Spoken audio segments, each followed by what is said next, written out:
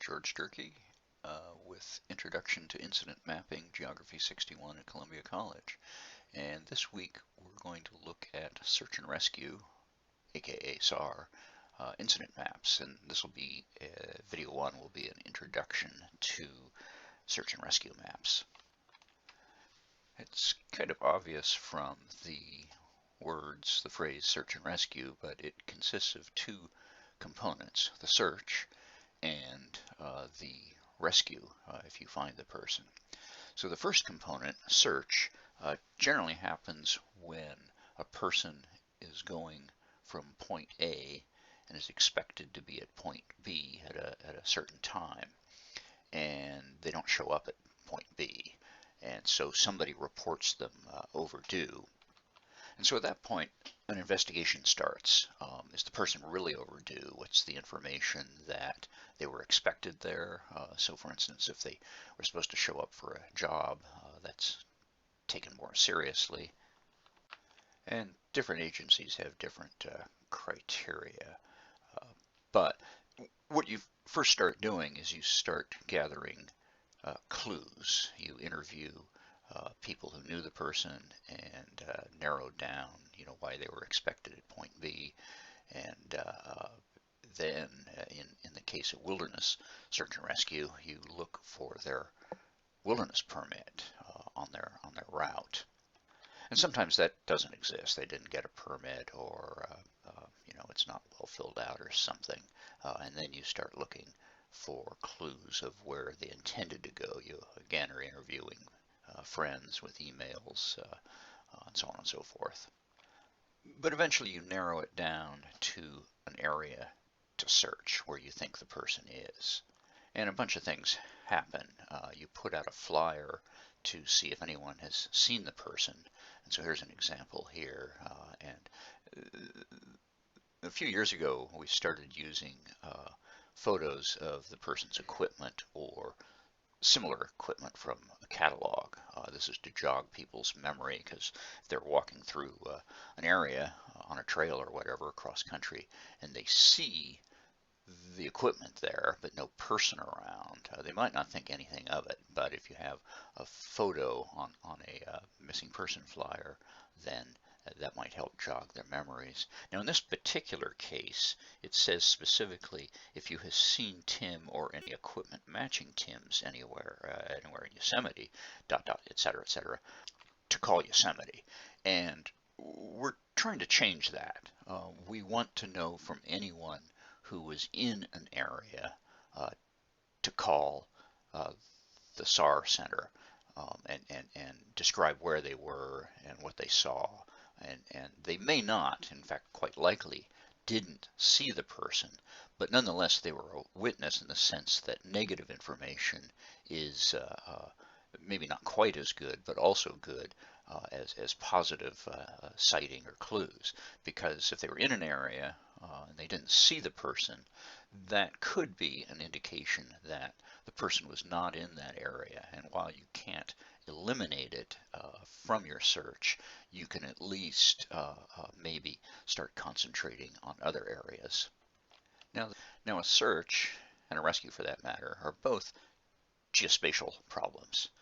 That is, the person exists somewhere at a physical location, and your job is to find that physical location and get to them for the rescue part. And the way I've always looked at a search is, in a lot of ways, you have a random event. You have a person who disappeared, and you don't know where they are initially, obviously, and so you want to do two things. You want to start putting together clues that will indicate an area you can concentrate the search on, and you want to start imposing your own order on the terrain, because you have a person, in a sense, I've always looked at it as Brownian movement. You've got a person out there, you really don't know where they're going, what their influences are in choosing directions, and so on and so forth.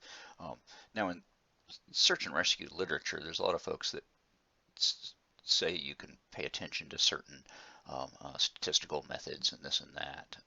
And that might well be true, but I've just never been a fan of it.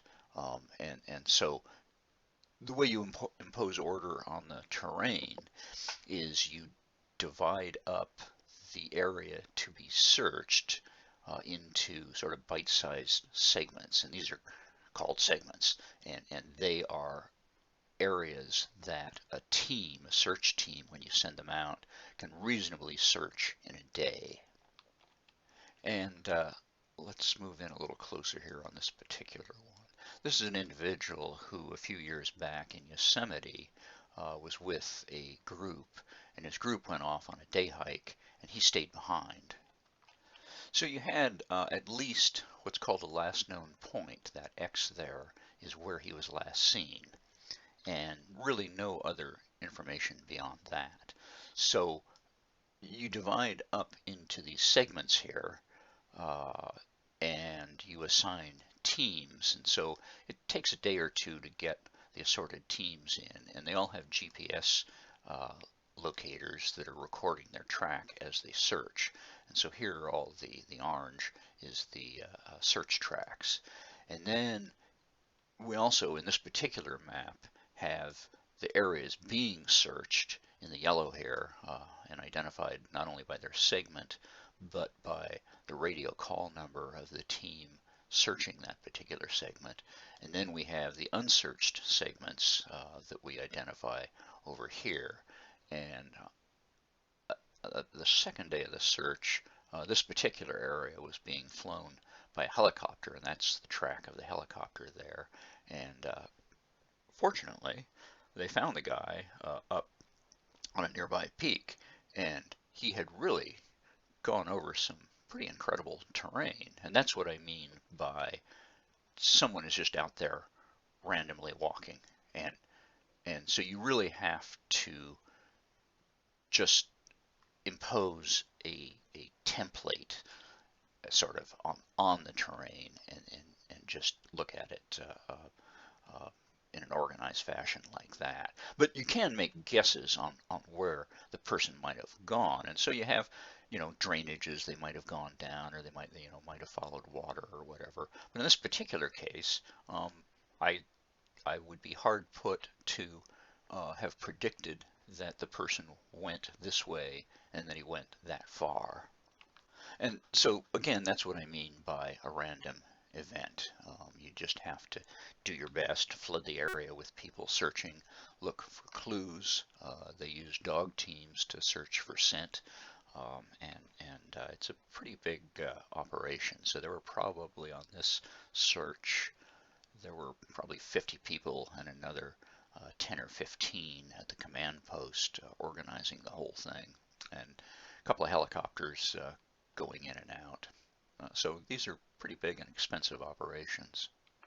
But the good news with this one is we found the person. He was alive and healthy and a little hungry, but doing okay. Other searchers, you're not so lucky, but they still continue. So in this case, the individual had gone out for a hike in pretty rugged terrain down in Kings Canyon National Park, and a snowstorm hit, very high winds, and that was part of the research, looking for clues, is when the storm hit and where he might have been during that storm, which might give a clue as to where he might have hunkered down in his tent just to wait out the storm. So there's probably a foot or two of snow when the search started, and it made the search itself pretty difficult. It was above 10,000 feet and pretty extreme conditions. In any event, he wasn't found before another series of major storms hit the mountains, and then you basically had to abandon the search. And so this is a missing person flyer put up, and we started using QR codes so people could pretty quickly get to the information about the search. And notice here that we specifically say if you were in the area, whether you saw anyone or not. And this was describes the clothing and equipment for when people started going out hiking the following season, to keep an eye out for uh, clothing and equipment that looked abandoned. And in this particular case, that's how he was ultimately found, is some clothing was found quite a ways from his where he was found, but it had been scattered by animals, and I think a shoe or something was found about half or 3/4 of a mile away. So that gave us a area to start concentrating on, and then finally found him. Unfortunately, he had died. And while coming up for a few slides for this introduction, you may remember last week I talked about using the split line tool in editing to take care of what are called multipath signals from a GPS when you're in a deep canyon. And so these lines here are multipath signals at the bottom of the Grand Canyon. So as I said in that video, a GPS gets a signal from a satellite, and within the GPS data set, it's got this thing called an almanac, which is the data of the exact locations of satellites that are giving out a GPS ping. And so the GPS itself calculates how long that signal is from the satellite, and then calculates a point on the surface and also vertically that corresponds with the timing from that satellite. And just as another side note, the GPS itself gives no signal. It's passive. It's just receiving a signal. But when the signal bounces off the side of a canyon, it's taking longer to get to the GPS, and so it gives an incorrect location. And the GPS is just setting up a series of dots, of points on the map. But the software can connect all those points together by a line according to the timestamp. So if you've got it set to get a ping every 20 or 30 seconds or something like that, it'll connect all those together with a line, which is great because then it helps you visualize a little better where the person is going with the GPS. But it's also a problem in the sense that if you're getting multipath, you get all these confusing lines out here. And so, not to belabor the point here, but this is where the split tool comes in, because then you've got to wade into this mess here and start clipping away at all these extraneous lines and delete them. And then also these green, the green track here connects pretty well. I actually thought that somebody had searched that area, and I had to call the incident commander and ask if anyone was searching those cliffs on the other side of the river, and she said that they were not. And incidentally, one of the beauties of being able to do GIS, you can be anywhere. In this particular case, I got called when I was with family in Minnesota, and fortunately we had a room with good Wi-Fi, so I could do all the mapping from Minnesota for a search in Grand Canyon. And actually the incident commander took pictures. All she had was a river map, used by the river runners down there. And so she drew out the segments, the areas that were high priority to search, just drew them out on the map, stood over them with a phone, and took a picture and sent the pictures to me of what the search segments were going to be. And so I just drew those in as the segments to use. So it actually worked pretty well. It wasn't ideal, and ideally the mapping person should know the terrain. And I was not hugely familiar with the bottom of the Grand Canyon, but in any event, it worked pretty well, especially when you have good communications with the incident command post and their operations team. And so here's that same map cleaned up with the team assignments and the segments they were searching. The point last seen The individual had just gone out to camp in the evening, and they were taking a river trip, and was last seen sitting on a rock by the river. And so you'll notice I've cleaned up all those multipath signals and made a pretty clear and understandable GPS line of where the searchers went. And also in this part of the map, a team actually descended by raft and then made a ground search lower down. The theory was that he might have just wandered upstream along the riverbank from his point last seen. And also out of this search came, because they were sending me just, like I said, a photo image of the map to draw the segments from, which didn't seem especially great, although it worked fine. I did what's called a map book. So I created a whole bunch of rectangles following the river, the Colorado River, through Grand Canyon National Park. So they were contiguous.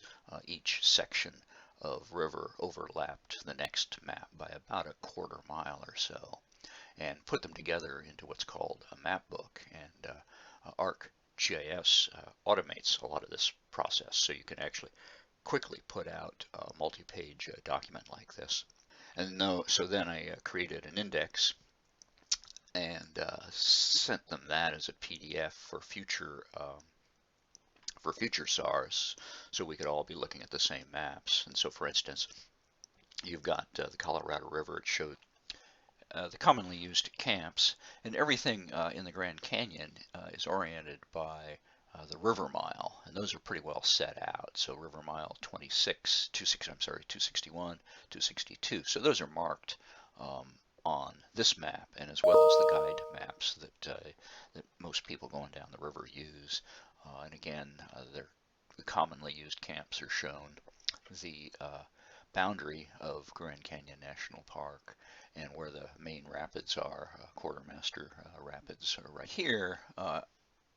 As often as possible, I tried to make the label color match the symbol. So we use a blue symbol to show the river mile, and then the label is in blue to match it, and using the more brown to show locations matching the brownish of the camp here.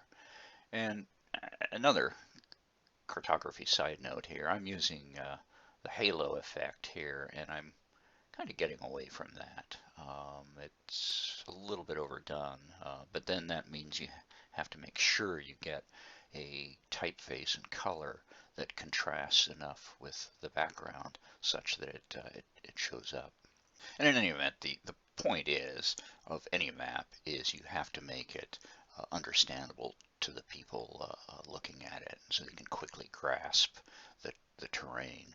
And so if that requires a halo, even if some cartographers are recommending getting away from that, then use a halo. And so the search map we're going to do this week will be based on a real search down in Kings Canyon, and this is in the Bishop Pass area, which is out of Bishop, California, on the east side of the Sierra, and it's right along the crest. It's in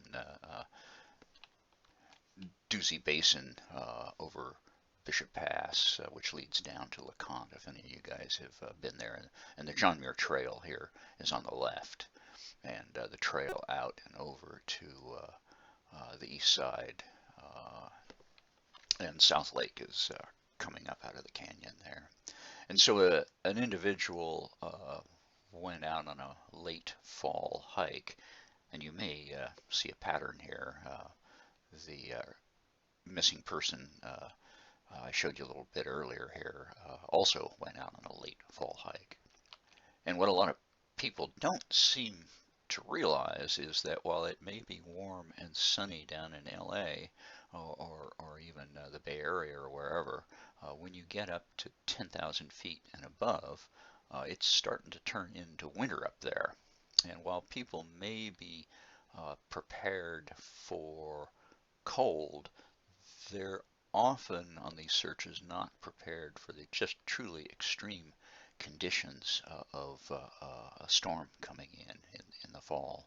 So in this particular case, the individual was kind of lightly equipped, but he was experienced. He'd been in the area before. He had a spot where he checked in. He got into the area that he liked to fish, and he hit the location button on his spot, and that gave us a last known point from that spot check-in. But the morning after he did that check-in, it started to snow, and it was a little light at first, but throughout the day the storm increased, and by the next day the winds were a minimum of 60 miles an hour. The Mammoth Mountain anemometer was showing 120 miles an hour, and so I have pretty good experience in this basin and have in fact been in 60-mile-an-hour winter conditions there, and it's pretty gnarly. In fact, our snow survey group did a snow survey right in this area here, and the storm started coming in, and when we got up to Bishop, it was 40 to 60 mile an hour winds just sort of knocking us down, whiteout conditions. And this is an experienced crew of 4 people we'd all had extensive experience in this place, and we were kind of lost for a while. It was a bad day. In any event, we stumbled down, and working together, we did okay and got back to the snow survey cabin. Anyway, a little digression there to show you the kind of conditions you meet when you're both on a search and out in the wilderness here. And so we had a clue, we had a sighting of a person who talked to him as he was going in. The other person was going out, and so we kind of bracket where he was, but then poof, nothing. And it took a couple of days for the storm to clear before we could even get in. The helicopter coming in saw tracks, and that was a clue that wasn't immediately followed up on. But the tracks indicated that the person coming out knew the terrain. This person followed a route that took him right to a place on the trail that you had to know the terrain to aim for that place, unless it was just luck. But he, in hindsight now, we know he knew where he was going. Anyway, that's the search we're going to set up here, and the next videos we'll start doing. So thanks, and we'll be doing another step-by-step as we did with the fire maps for the search and rescue maps, and I'll have some supplementary material in the written assignment part of this. See you in the next video.